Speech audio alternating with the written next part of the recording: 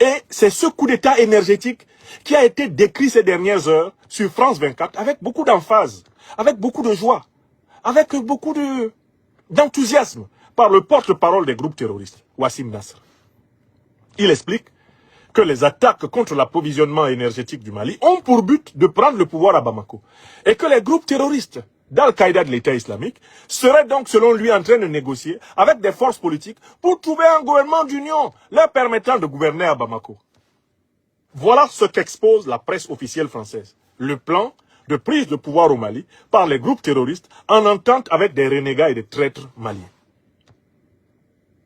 Ce plan a pour méthode l'asphyxie énergétique du Mali, le coup d'État énergétique. Nous pouvons avancer dans notre analyse.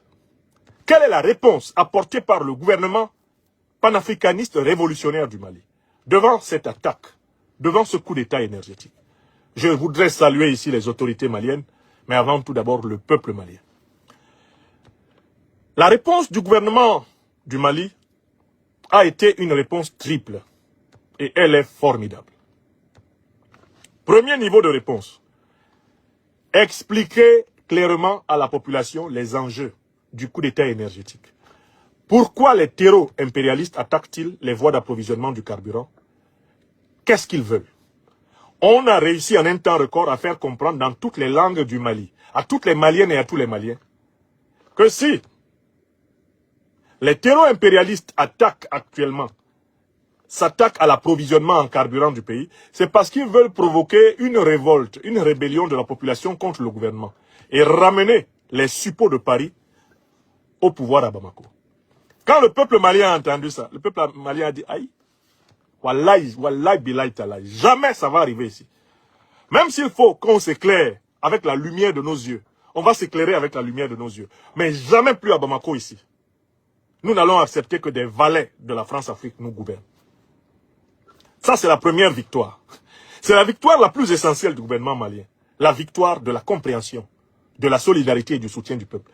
Les Maliens se sont retrouvés entassés devant les stations de carburant. Les Maliens se sont retrouvés privés de carburant. Mais à aucun moment, les Maliens n'ont envisagé de se débarrasser du gouvernement qui leur a dit la vérité. Parce que le président Assimi Goïta et ses compagnons n'ont pas menti au peuple. Le peuple sait qui l'attaque. Le peuple sait que c'est un combat pour la souveraineté et pour sa libération. Donc, la première bataille, ça a été la bataille psychologique. Le peuple malien l'a remporté. Vous savez pourquoi il l'a remporté? Parce que c'est un peuple enraciné. C'est pas un peuple ouïa-ouïa. C'est pas un peuple qu'on ballotte comme ça, là. Il sait ce qu'il veut. Et quand il a des dirigeants qui sont véridiques envers lui, ce peuple est d'une fidélité. Une fidélité sacrificielle. Voilà le premier élément de la victoire du président Goïta et de ses compagnons. Je parle en tant qu'habitant du Mali. Je suis maintenant un résident du Mali. Vous savez, là, quand je parle de la crise énergétique, c'est quelque chose que je vis quand je suis au Mali. Puisque je réside 1 mois sur 3 désormais au Mali. Donc les coupures de courant, là, la privation de courant, c'est quelque chose que je connais. J'ai appris à dormir sans courant. Ce que je n'avais plus fait depuis mes années, mon départ du Cameroun, j'ai réappris à dormir sans courant. Comme tous les autres Maliennes et Maliens. La crise énergétique, là, elle n'a pas d'amis. Parce que, imaginons même que tu possèdes un groupe électrogène dans ta résidence. Comme il y a une baisse de l'approvisionnement du carburant, mais avec quoi tu vas allumer l'électricité chez toi? Les seuls qui peuvent relativement s'en sortir dans cette période particulière, ce sont ceux qui disposent d'installations d'énergie solaire. L'énergie autogénérée, sans passer par les hydrocarbures. Ceux-là, ils ont la lumière tout le temps. Moi, j'ai enseigné depuis plusieurs années à l'Université catholique du Mali, dans le campus de Samaya. Nous avons de l'électricité solaire. On n'avait pas besoin de l'électricité du Mali pour que le campus de l'Université catholique à Samaya fonctionne. Vous comprenez? Donc tous ceux qui ont aujourd'hui de l'électricité solaire, ils sont tranquilles chez eux. Beaucoup essayent de conserver de l'énergie à travers des batteries pour faire fonctionner un certain nombre de lampes, je ne sais pas, au moins les ventilateurs, en raison de la chaleur des nuits, etc. Les gens se débrouillent. Et ça, c'est quelque chose que j'ai vécu. Ce n'est pas une nuit, 2, non. Dans mon dernier séjour, j'ai fait pratiquement 1 mois. J'y retourne bientôt. Il est hors de question d'abandonner, de lâcher le Mali quand il est en difficulté. Parce que le Mali, là, c'est la prunelle de nos yeux. Son succès détermine celui du continent. Cet état est vital et névralgique. Donc, c'est le premier point par lequel les autorités ont gagné. Maintenant, deuxième élément. Les autorités ont donné les moyens à l'armée de garantir l'approvisionnement stratégique du pays et de tailler suffisamment encore le croupion aux terroristes. Les groupes terroristes ont subi des pertes sévères.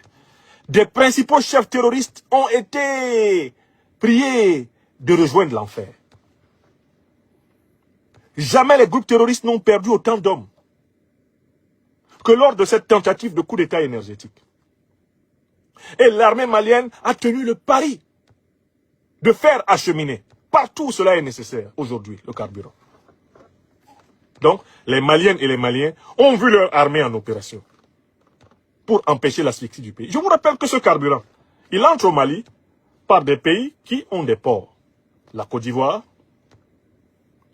la Mauritanie et le Sénégal. Je vous ai posé dans la semaine une question très simple. Expliquez-moi comment il se fait que le carburant qui arrive au Mali ne soit attaqué ni en Côte d'Ivoire, ni en Mauritanie, ni au Sénégal. Alors que tout le monde voit bien ces camions qui passent. C'est parce que les pays de la CEDEAO bénéficient d'un relatif accord de non-agression, relatif j'ai dit, avec les groupes terroristes qui sont parrainés par les puissances impérialistes. C'est pour cela que les attentats terroristes contre le pétrole ne se font pas dans le sol sénégalais, dans le sol mauritanien ou dans le sol ivoirien. Parce que les terroristes s'entendent bien avec les autorités de ces pays-là. Les gens n'aiment pas la vérité, hein, mais la vérité, c'est ça. Il n'y a aucune raison qu'il y ait des attentats terroristes au Mali et qu'il n'y en ait pas dans les pays de la CEDEAO, qui sont en plus les pays par lesquels transite le carburant. Vous comprenez? Donc le Mali répond militairement. L'armée malienne est au combat nuit et jour. Elle taille les croupions aux terroristes nuit et jour. Et c'est dur d'être terroriste au Mali. Je vous dis que l'espérance de vie d'un terroriste est assez proche de celle d'une mouche. 7 jours. Oui! Tu commences une carrière de terroriste au Mali lundi, dimanche tu es mort. C'est ça, hein, l'espérance de vie. Ceux qui sont tentés par cette carrière-là, il faut qu'ils imaginent qu'ils doivent tout vivre la meilleure partie de leur vie en une semaine. Parce qu'au bout d'une semaine, il explique que les attaques contre l'approvisionnement énergétique du Mali ont pour but de prendre le pouvoir à Bamako. Et que les groupes terroristes d'Al-Qaïda de l'État islamique seraient donc, selon lui, en train de négocier avec des forces politiques pour trouver un gouvernement d'union leur permettant de gouverner à Bamako. Voilà ce qu'expose la presse officielle française. Le plan de prise de pouvoir au Mali par les groupes terroristes en entente avec des renégats et des traîtres maliens. Ce plan a pour méthode l'asphyxie énergétique du Mali, le coup d'État énergétique.